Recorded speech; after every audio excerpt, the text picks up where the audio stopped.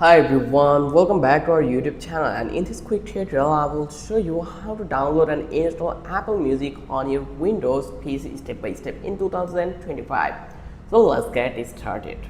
So you just need to open your Microsoft Store. This one is the Microsoft Store, and from that place you just need to click the Start menu and search for Microsoft Store and open it. I already opened it. Now I just need to be search for Apple Music. Once you are in the store, just click the search bar at the top and type Apple Music here. Apple Music, and let's say here you will get this one. Let's go to this one, and you should see the official Apple Music app for Windows in the search result. As you can see this one, you just need to go over here and you just click on the Apple Music app and then click to the gate. Once you click over here or install button, the Microsoft Store will download and install it automatically. Wait a few minutes for installing to finish. Here you can see.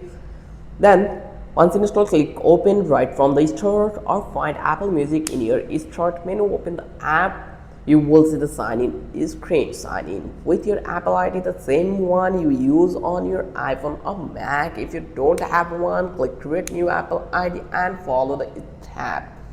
Now you are ready to explore your library, playlist and millions of songs with Apple Music on your Windows PC.